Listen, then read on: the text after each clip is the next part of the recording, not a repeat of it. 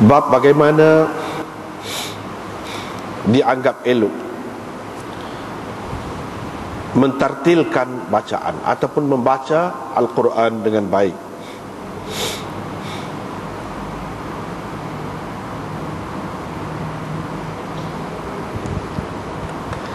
Dalam nuskha yang lain, bab istihbab at-tarassul gitu. Dan di hujung tu kaifa yustahabbu at-tartib fil qiraah, dalam nuskha yang lain fil Quran. Begitu. Maknanya bagaimana bab istihbab at-tarassul ataupun at-tartil, bab elok membaca Al-Quran dengan baik. Itulah kesimpulan tajuk. Imam Abu Dawud dengan sanadnya meriwayatkan daripada Abdullah bin Amr, katanya Rasulullah sallallahu alaihi wasallam bersabda, akan dikatakan kepada ahli Al-Quran, bacalah, meningkat naiklah, dan teruslah engkau baca dengan elok seperti mana selalu engkau baca dengan elok semasa di dunia dahulu. Kerana kedudukanmu berada di hujung ayat yang engkau baca.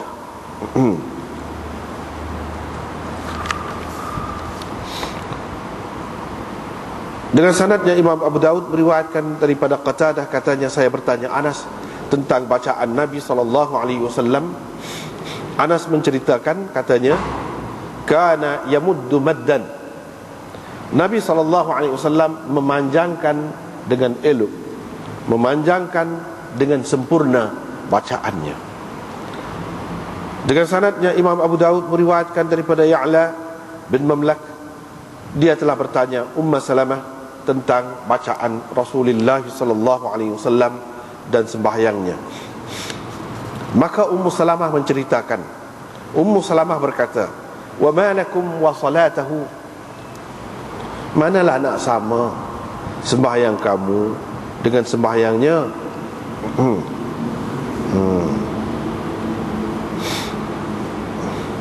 Ataupun satu lagi terjemahannya,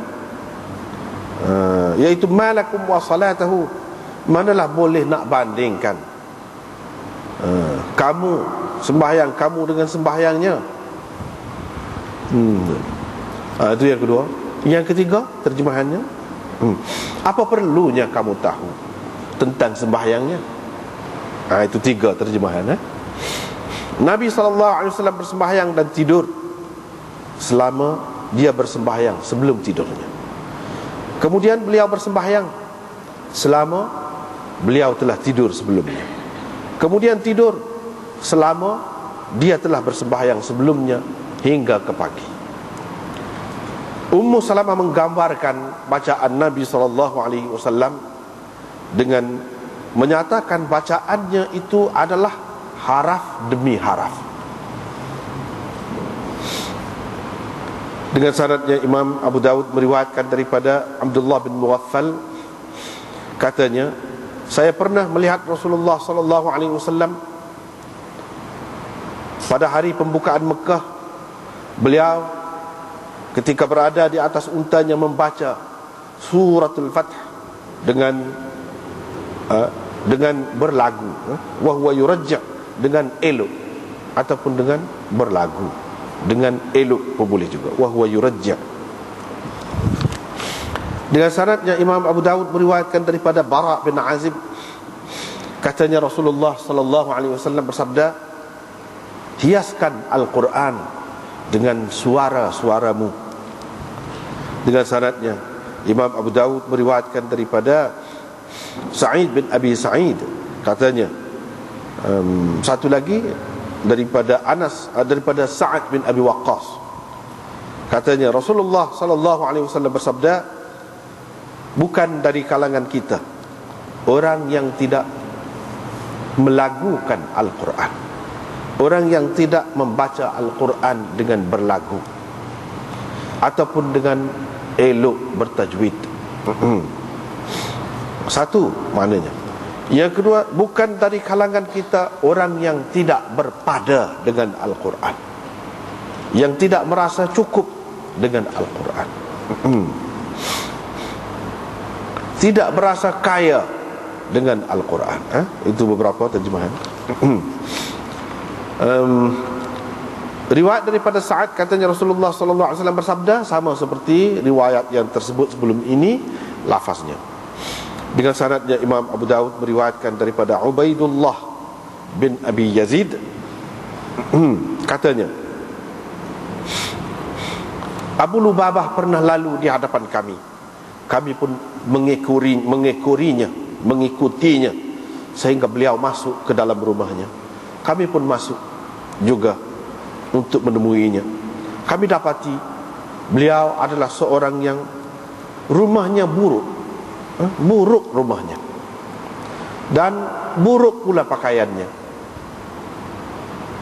Fasami'tuhu yaqul, ataupun lusuh pakaiannya.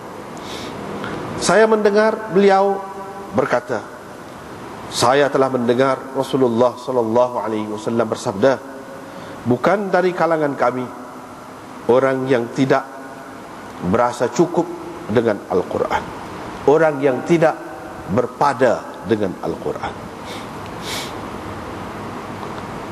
Perawi berkata, yakni Abdul Jabbar, saya pun kata kepada Ibni Abi Mulaikah, wahai Aba Muhammad, apa katamu kalau seseorang itu tidak elok suaranya? Dia nak mana? Ibnu Abi Mulaikah berkata, yuhassinuhu mastata'a, dia hendaklah mengelokkan suaranya sedapat mungkin. Dengan sanad satu lagi,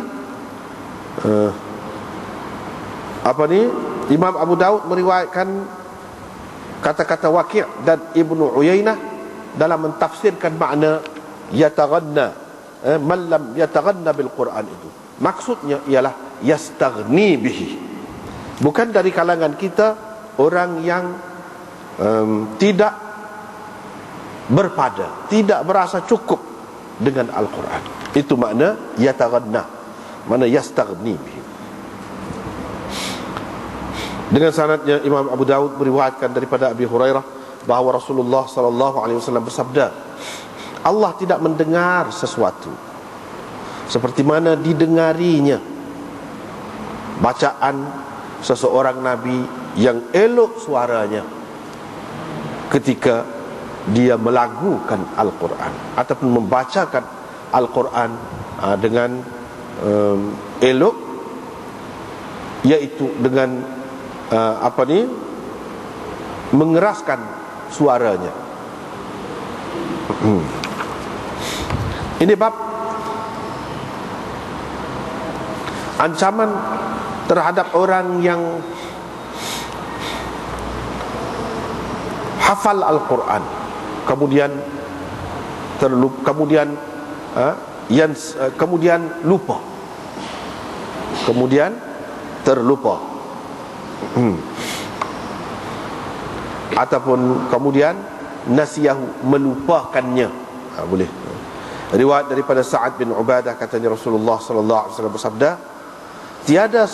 tiada seorang pun orang yang mengaji Al-Quran kemudian dia melupakannya, melainkan dia akan menemui Allah pada hari kiamat nanti dalam keadaan berkusta, dalam keadaan berkusta, berpenyakit kusta.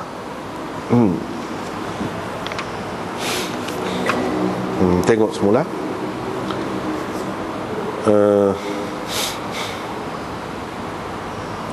Bab bagaimanakah dia anggap elok bacaan Al-Quran dengan bertajwid itu.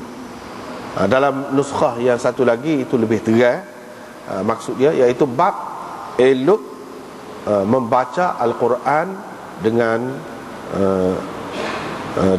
baik lah, dengan baik.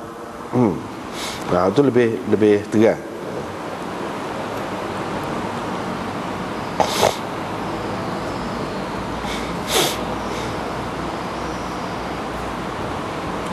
Walaupun riwayat ini tidaklah berapa kuat benar,